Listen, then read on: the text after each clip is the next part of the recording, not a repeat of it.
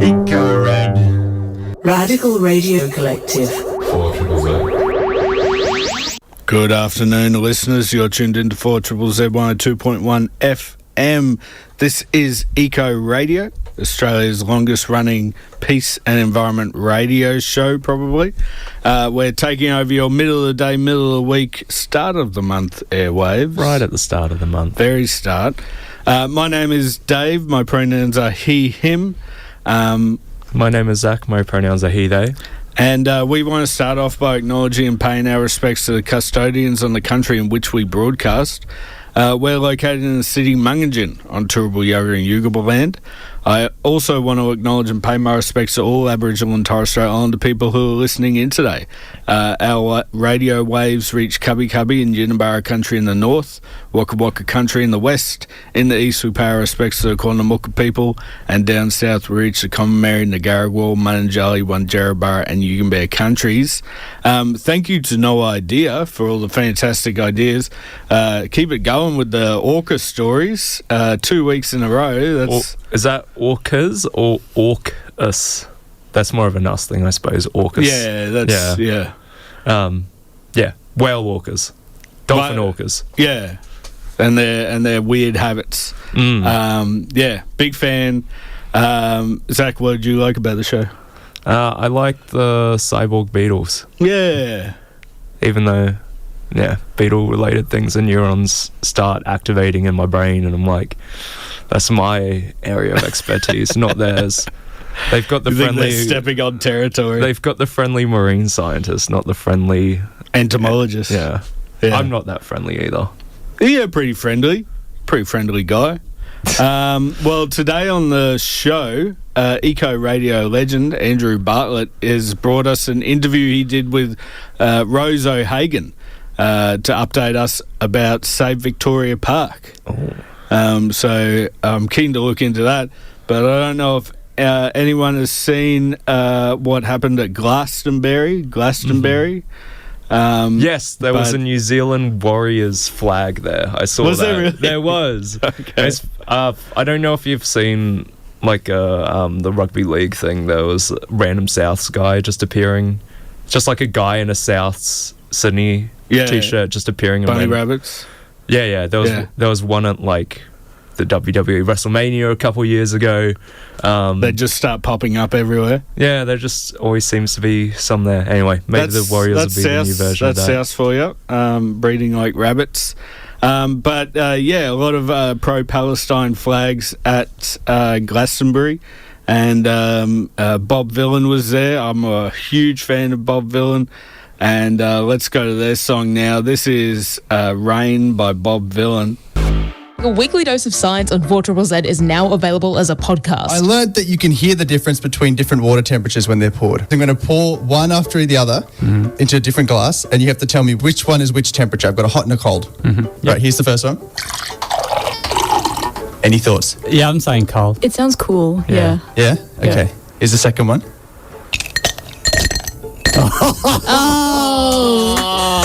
Well played. Shut up. Search No Idea 4ZZZ on your favourite podcasting app. That's spelled K-N-O-W, like no idea. It's a visual pun on an audio platform. I don't know why we did it. Because it's funny. Yeah. That's why. It's nice. It's a little funny joke. I've heard it so many times now, its humour is starting to be lost on me, though. Oh, okay. But I acknowledge that if I were to hear it the first one or two times, then it probably would have got me. Yeah, right. Well, you're back listening to 4ZZZ. This is Eco Radio. I'm Dave. I'm Zack. And we just heard then from Bob Vylan with their song Rain. I saw Bob Vylan open for Amyl and the Sniffers earlier this year. Amazing set. I've been a big fan of Bob Vylan for a long time, and I imagine I will be for a long time now. Yeah. We're going to go to an interview now. Andrew Bartlett, long-time listeners of 4ZZZ are going to know Andrew Bartlett. And he's done a interview with Rose O'Hagan from Save Victoria Park. And this has just been from 28th of June. So here's a quick two-part update on what's happening at Save Victoria Park. You're listening to 4ZZZ. This is Ecoradio. So I'd like to welcome Rose back to the show to give us a bit of an update on what's happened just very recently, actually, in regards to a big pile of legislation that, as probably not overly surprisingly, the government's decided to push through state parliament quite rapidly. So welcome back, and what's been going on? Oh, okay. So thanks so much, Andrew. It doesn't seem like you. It seemed like yesterday that I was in at the studio. That was the 26th of December. Oh. Essentially, yes. Look, the overriding of 15 important pieces of legislation, that's the Planning Acts, the Heritage Acts, the Cultural Preservation, the Environmental Preservation. It's really quite a frightening occurrence. Not something I would see should have been happening in the name of an Olympics, which they've always said was supposed to be underpinned by sustainability initiatives and underpinned by using existing infrastructure to the extent possible. So it seems to be this sort of very retrograde step that we seemingly sort of societies, sort of going, a lot of part of society doesn't understand it or wants to turn a blind eye to it because they've been sold misinformation that Victoria Park is the only and the best site for an Olympic stadium. That has been propagated by mainstream media and a lot of political shenanigans over the past year, which has meant that we have got a campaign launched and pushed by vested parties who have misinformed the public as to the risks and the legality, essentially, of actually building in Victoria Park. So with this legislation, it's hardly unheard of in Queensland for state governments of all colours to push through legislation to basically give themselves, to override the normal protections, whether it's heritage, whether it's environment, whether it's consultation, whether it's all sorts of other things. Looks like what they've done or tried to do in this case. So with your group, I'm talking about, say, Victoria Park group here. I mean, how are you dealing with this situation? Awful to experience, but again, probably not a total shock. Well, yeah, it's not surprising because we knew that what they were doing was not going to pass the tests. But that doesn't mean that we're not investigating all legal avenues. What they've done is, this is not, okay, parties of all political persuasions do certain things when they're in power, but this is actually quite extreme. This is 15 important pieces of legislation designed to protect the city from poor planning decisions or decisions that would really impact our environment, our culture, and just also, let's face it, they're putting stadiums, not just one, but now two, next to the biggest hospital in the state and the emergency ward. And then you're also putting the games villages. One of the things I really want to say here to people, and people won't even get this, this is really important though, is that Victoria Park, obviously we've had developers circling that for decades. They want to, for more than decades. Of course this is prize land. And of course they want to get their hands on it. So what they've done with this bill, we call it the Polar Bill, it's the Planning and Other Legislation Amendment Bill. What they've done is they've got these listed sort of authority venues which come into the legislation. It's like, well, what do these authority venues mean? They've listed them, but what they haven't done is they haven't listed in the schedule where the Olympic stadiums will be, the Olympic villages will be. So we're looking at, our lawyers looked at it and gone, this means it's open for those villages to be built in Victoria Park under the guise of the Olympics, which, developers since early last year have been pushing this, certain people in the property sector. So what this means is that, and the Courier Mail a few months ago reported that it was a bit of them being spoken about openly in the property sector, I understand, that they want that land to cross-subsidise the Olympic build. This is public parkland. This is no different to the Botanical Gardens or New Farm Park or any park near you being carved up and given to a bunch of developers. Now, this land overlooks the city. It's priceless, it's invaluable, it's culturally important land. And basically, the bill actually allows for that land also to potentially be used for villages, which then could be sold off to be benefiting, developing into the property sector. So that is a real risk for this bill, and we specified that this is really, we wanted answers to that. and we haven't got the answers to it. I saw a comment just in passing, so I don't know the details. You may know them, but Jerry Blage, the Deputy Premier, suggesting that one aspect where they had left a bit of scope open was in regards to First Nations heritage and capacity for consultation on that. But his comment was basically, well, we've been good guys because we've left this open as long as you do what we want you to, and if you don't do what we want you to, we'll still do what we want. I might be misinterpreting that, but that's... No. I think that, look, it's a truncated, compromised. You have a consultation process that we go around this. It's truncated, and it's basically, if you don't agree, we're going to go ahead anyway. Like, it's not true consultation. It's sidelining, and to us, that's, I mean, you will have seen the comment that came out, I think, yesterday, and it sort of left us in shock because we just didn't expect to hear this from our Deputy Premier to say, basically, if you don't on board, stay out of the way, to our First Nations community. We know that Victoria Park is an important First Nations site. There was also a comment that it was just an old golf course or something, and I mean that clearly shows that there has been no real appreciation or no real understanding or care to understand the importance of this land. This land is seen by the people who want to use it for their own purposes. They see it as, they've marketed it as vacant land, they've marketed it as just an old golf course. That's what they've done because it's convenient for them to do so. And it's just really disappointing that rhetoric has been just something that's been now propagated by our own elected officials. So in terms of what happens next, and I know, say, Victoria Park's still campaigning hard and engaged rather legal people to look at the avenues there for understandable reasons. I know you don't want to go into what the legal strategy might be, but for a lot of people that are still looking at, like, for those who agree with you and think this is a terrible move for all, 100 different reasons, but have that concern of even if there's a legal avenue there, we'll just all end up being blamed for ruining the Olympics, and we don't want to be seen to be doing that.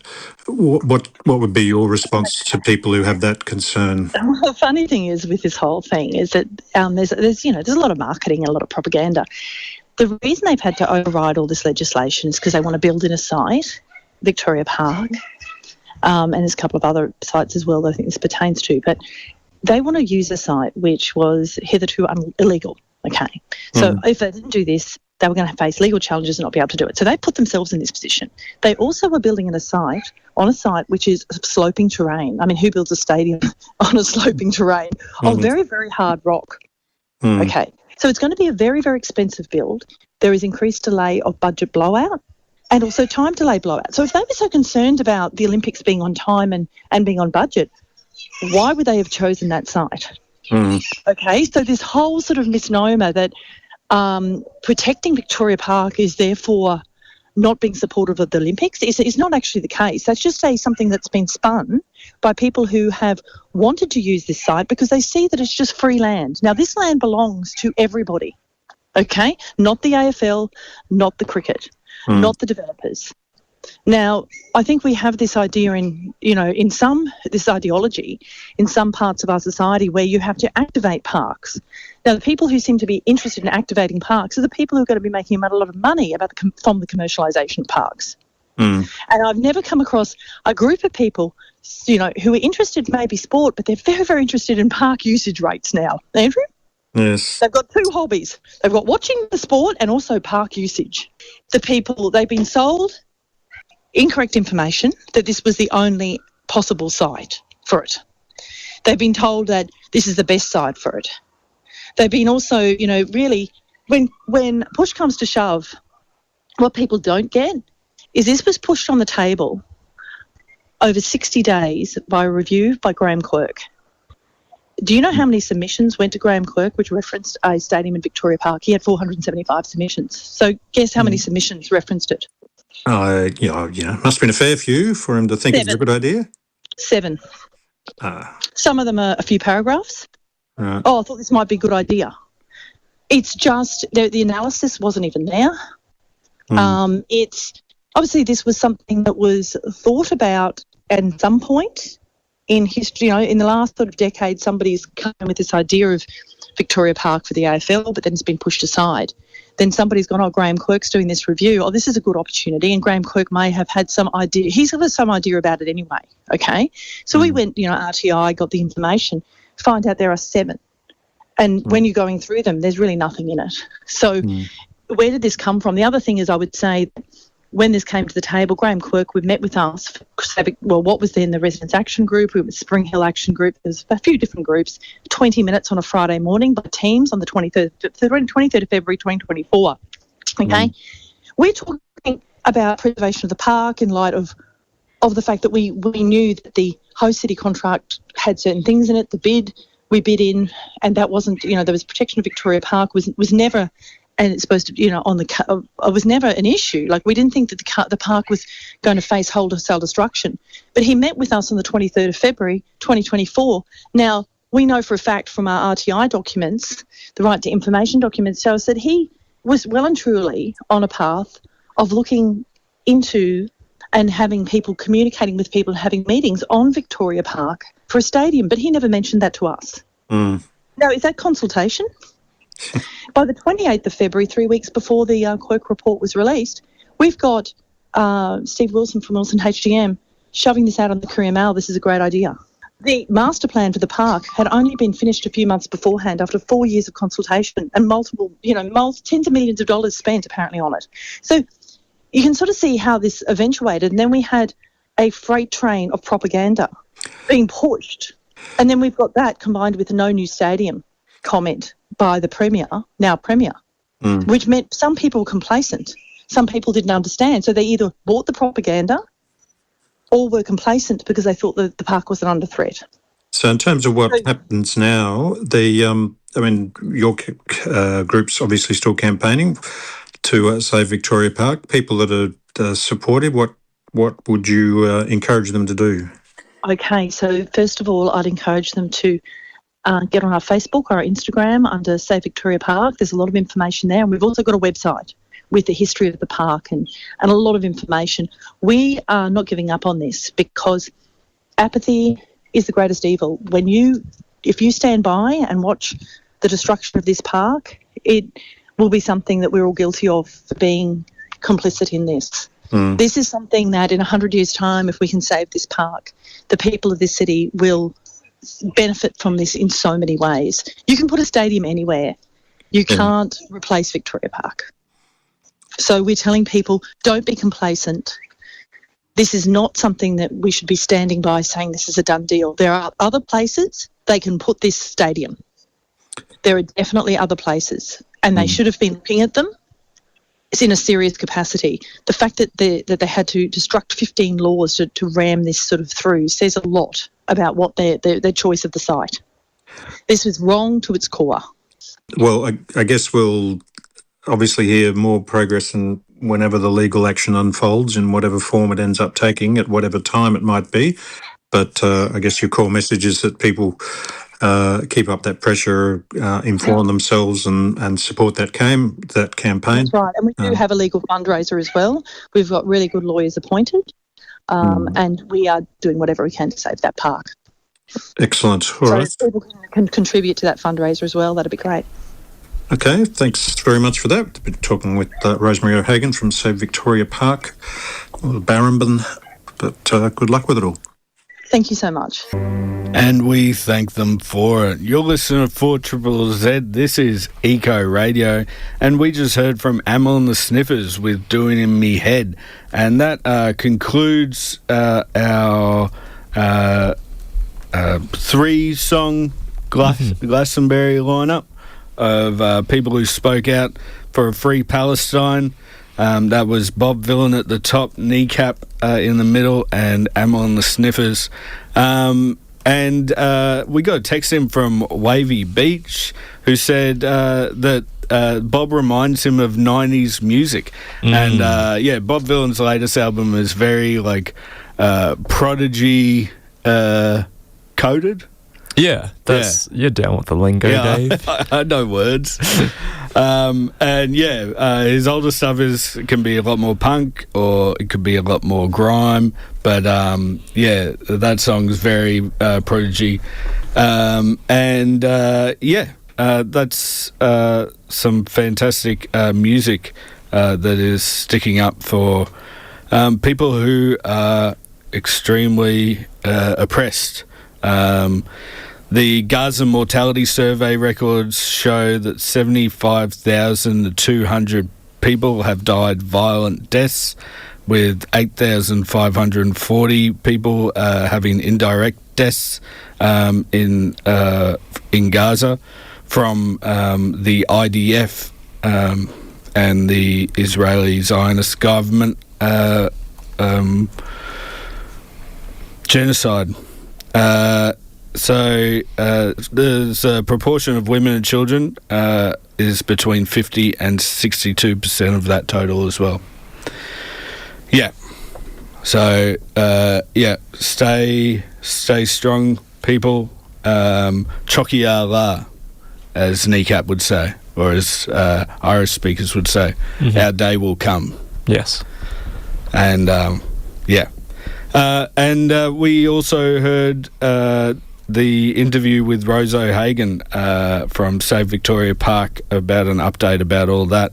And, that was just a great update on everything that's happening there. And hopefully our day will come where we have a lot more green space and less development for rich people, developers. If you like what we do here at 4ZZZ and you're a fan of either Ecoradio or any of the fantastic shows that are on Wednesdays are notoriously known as the best day in the week for shows. Is this like us giving us our own record for longest running piece in our own radio show? Yeah, it might be, but yeah. I think we got a pretty strong argument. Okay. Unnecessary knowledge in the morning. There's randomised as well. Mm-hmm. You've got the home show, fantastic. No idea. Then we take a little break in our show for doing the best. Bit of a step down. It's still longest running, but yeah, that's right. And then kicks everything back, ramps everything back up in the afternoon with Sonic Aliens, Goo, and the Queer Radio and Dykes on Mics. Just fantastic lineup on a Wednesday show. And if you want to keep that going, you can subscribe to 4ZZZ, become part of the family here. How are people able to do that, Zachy? You can head over to 4ZZZ.org.au/support. You can subscribe for as little as $25. I do want to say that is a subscription for a full year rather than on a monthly basis. And you can subscribe for $25 for one of your pets or other animal that exists in your backyard, or for an under 18-year-old it's also $25. Then you can go up to a full subscription for $80, followed by a passionate subscription. If you're passionate, you get if you got passion, you can get cool tote bag and shirt for subscribing for the passionate amount as well, which is $140. Or if you are a super sub, $500. Yeah. And you get your name up down the wall. But there's also a few other options depending on if you're a band. You can subscribe for a household or a business, or if you're a solo artist. So head to the website, check it all out. And this month, if you subscribe, you go in the running to win a mixed 6-topper pack. So that's 6 toppers. Keep your bowls fresh up for 7 days. You also, it's non-stop here. Everything's happening. I know the parameters called Brisbane Pig City. Yep. But coming up with all these gigs happening in Brisbane this year, thanks to the 50th birthday of 4ZZZ, I think we're actually going to be called Gig City. Hey. Dun, dun, dun, dun, dun, dun, Gig City. It's going to catch on. It'll catch on. I know it will. I've got faith. I'm going to let my silence speak for itself. Well, I'll tell you what's not going to be silent, and that's the gigs happening in Gig City this year. Because, there's just some fantastic shows happening. The Z50 culminating in a birthday celebration with the Saints, some Regurgitator and Tropical F-Storm, and it's insane. And if you're a subscriber, you get discounts on those tickets. So head to 4zzz.org.au and find out all those details. Also, you need to submit your Zs. If you feel like you have an artistic bent, or even if you don't, even if you just find a Z somewhere, or you make a Z out of sticks, take a photo, send it into our 4ZZZ webpage, and you'll get that made into a poster that will go all up around the city. It's just so much happening. It's Gig City. Everyone's talking about it. This is 4ZZZ. I always make a Z out of my fingers, so you can't see it obviously because it's an audio platform. But I always go say something along the lines of the Z and 4ZZZ stands for Zack, and then I do make a little Z out of my fingers, and everyone hates it. Nice. But I find it funny. Yeah, I definitely hate that. Let's go to a song now. This is Mountain of Deer with Ocean, Moon and Sun. You're listening to 4ZZZ. This is Ecoradio. That's a new one from them, and I love to hear it.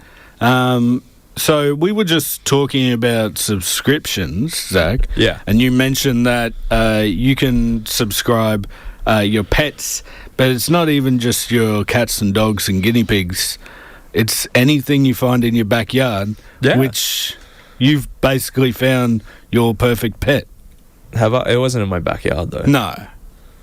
You know. But just for the theatrics of it. For the theatrics of it, because I also mentioned we did like a bit of a snippet, not a snippet, sorry, like a promo thing like 2 months ago, I want to say, about animals you can find in your backyard. You can also subscribe to 4ZZZ. Mm-hmm. I misunderstood the premise of that, and I was just like, here are some cool animals. And the first one I mentioned are velvet worms. And at the time, I didn't think we had velvet worms in Brisbane, so it wouldn't have been relevant to most people. Obviously, well, most of the listeners, because I didn't realise they were in Southeast Queensland, but they are. I learned that like a couple of weeks after that. Yeah, right. And I went out and found one, like a week and a bit ago. Yeah, nice. Yeah, I went out actively looking for them, which is cool. Yeah. But when I say velvet worm, Dave, what do you think I'm talking about? I'm thinking of a tiny little caterpillar-looking thing that like looks very soft and not furry, but like I don't know, plush.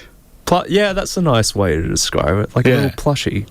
Well, they're not a worm, even though the name suggests it. And do they feel like velvet? Well, they kind of do. But superficially, they look quite similar to caterpillars in that they're long and they have many legs, but they are not closely related to caterpillars at all. In fact, they're not even insects. They're not a member of the arthropod phylum, which includes your millipedes, arachnids, crustaceans, and insects. They are their own phylum, separate from every other animal group. Now, if you're not familiar with what a phylum is a level of classification in zoology that is directly below the kingdom level. So in the kingdom, so you've got your 5 kingdoms, that being animals, plants, fungi. Then there's Protista, which includes things like algae, and then you've got Monera, which is where bacteria sits. So you've got your 5 kingdoms, and then you go within the animal kingdom. There are 36 phylum, with the most notable being like the vertebrates. Then you've also got things like mollusks, arthropods, which I just mentioned, or something you really love, tardigrades would be their own phylum. Yeah. So the velvet worms are one of those too. They're just like completely... They're their own phylum. They're their own phylum. Okay. Yeah. So kind of like with... I kind of wanted to mention how like unique they are. They're completely separated from everything else. It would be accurate to say that you, dear listener, are more closely related to a fish than a velvet worm is to a caterpillar. Oh, okay. Even though they look very, very similar, they're not closely related at all. This is some of that, what do they call it when you Convergent evolution. Convergent evolution, where you evolve similar tactics to other animals or other species. Yeah. But not having any evolutionary link. Yeah, kind of. I think with most caterpillars, they're obviously up on trees, and whereas velvet worms are mostly in leaf litter. Mm-hmm. But it is, still relatively similar. And then, as we'll get into later, velvet worms, they have a really cool method of feeding. Okay. But in saying that, if you were to compare phylum to phylum, velvet worms are most closely related to tardigrades and arthropods. Okay. Yeah, so it's even proposed that they could be called, like, you could form a superphyla called Panarthropoda. And they are the only phylum believed to be entirely terrestrial. Every other phylum has at least some representatives that are aquatic. Okay. Velvet worms, as far as we know so far, entirely terrestrial. Yeah, right. Currently, there are roughly 200 known species, but as with every non-vertebrate, there are likely to be many more undiscovered species because people don't care about them as much. And plus, they're small. And they're small, yes. They would be called cryptic species. There are 2 known families of velvet worms. One is restricted to the tropics, and the other is found exclusively south of the equator, including in Australia.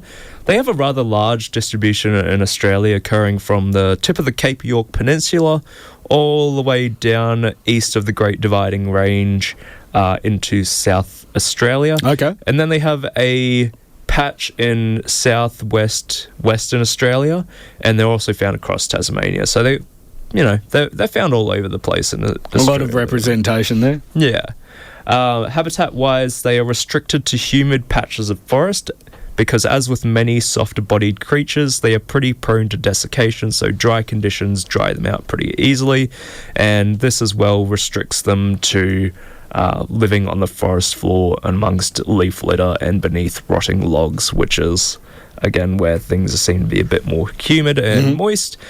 As mentioned, velvet worms superficially resemble caterpillars, and they can reach a length of 22 centimetres. But that's quite big. yeah, Oh, okay. I thought they were a lot smaller than that. usually they are. Yeah. Usually in Australia, at least, they're under 10 centimetres. But there's something like a giant velvet worm out there. It'd be freaky. Yeah. But they could also be as small as a single centimetre. Oh, jeez. Unlike caterpillars and other insects, though, they do not possess an exoskeleton and remain soft, squishy, plushy throughout their lifetime. Instead, they are covered in scales that overlap, giving them an appearance and texture similar to that of their namesake, velvet. They're very, very small scales, I should say, as well. These scales are also hydrophobic, which means that they repel water and help with their water retention.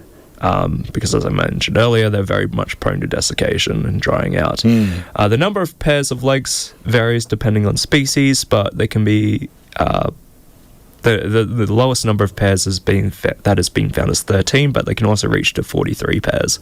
So Always odd numbers? No. Okay. Yeah, that's just like the lowest and maximum.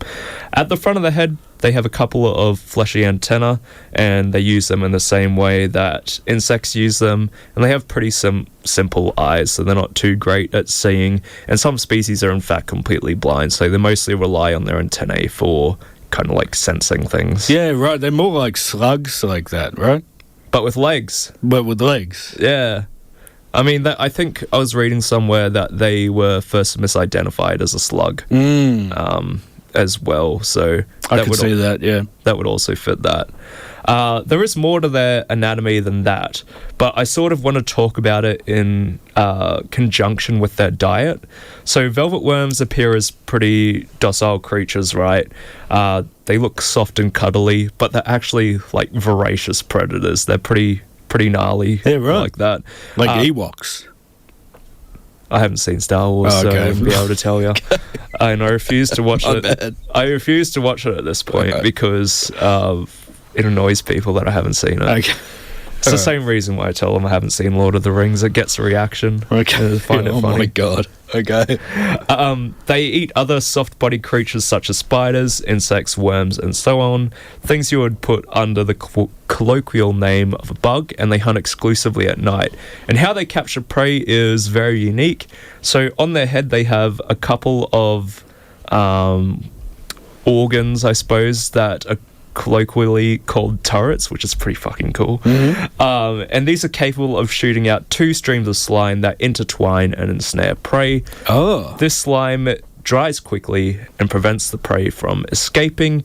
The velvet worm then bites its prey and softens its prey using digestive saliva, which it then sucks up its insides. Yeah, far out. This slime can also be used for defense from predators, and they can shoot this up to 30 centimeters or so it can be so can shoot it out quite a fair way. But that is it for my stuff on velvet worms. Go up and do some more research on them. They're cool animals, and see if you can find them in some leaf litter.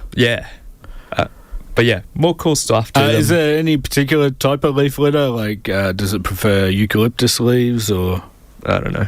Okay. Mr. Starlin texted in. He said, what do they taste like? I suppose you haven't eaten one, but what do you reckon it tastes like? Buggy. Yeah. Slimy? I don't know about slimy. Like the insides? Yeah, I suppose I would then. Okay, well, we're quickly running out of time, so we've got to go to the thing we like to call the Bushcare Roundup. They tried to bury me. It's the Bushcare Roundup. They've been pulling there we go. Remix. And then they put in trees. It's the Bushcare Roundup. I'm silly. Happening Friday the 4th at 3 p.m. You can go to the Kurilpa Common Farm Working Bee in Potluck. That's at 250 Boundary Street in West End. Saturday the 5th at 8 o'clock you can go to the Crosby Road Bushcare Working Bee. That's 12 Beatrice Terrace, Ascot. On Sunday the 6th from 8 till 10 a.m. there's a Bushcare Working Bee, and that one is at Denmark Hill Conservation Reserve in Ipswich. From 8:30 till 11 a.m. there is the Anstead Bushland Reserve Bushcare. That one is at Anstead Bushland Reserve in Anstead, surprisingly. From 9 till 11 a.m. there is the Bushcare Working Bee at Peace Park Arboretum, and that one is at 179 Matthew Street, Rosewood. From 9 till 11 a.m. again there is the Butterfly Bushcare at the Hilltop, and that one is at the Reservoir Track Carpark in Mount Coot-tha. From 2 till 4 p.m. there is the Bushcare Working Bee at Quandong Park, Ashgrove. Then from 3 till 5 p.m. there is the Extraordinary Kookaburra Bushcare at 23 Chamberlain Street, Tarragindi.